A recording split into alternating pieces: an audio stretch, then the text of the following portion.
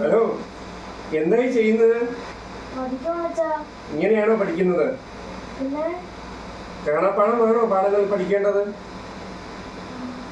ഒരു പാഠഭാഗവും കാണാതെ പഠിക്കാൻ പാടില്ല. പാഠഭാഗങ്ങൾ പഠിക്കുമ്പോൾ മനസ്സിരുത്തി പഠിക്കണം.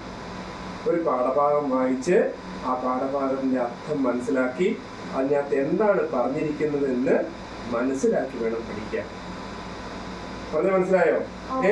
അതല്ലാതെ കാണാപ്പാഠം പഠിച്ചാൽ അപ്പൊ തന്നെ നമ്മളുടെ ഓർമ്മയിൽ നിന്നത് പോവുകയും നമുക്ക് ആ പഠിച്ച ഭാഗത്ത് നിന്ന് യാതൊരു പ്രയോജനവും ലഭിക്കുകയില്ല.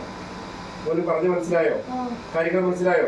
അപ്പൊ അതുകൊണ്ട് മനസ്സിരുത്തി പഠിക്കുക. പഠിക്കുന്ന ഭാഗത്തെ കാര്യങ്ങൾ എന്താണെന്ന് മനസ്സിലാക്കുക.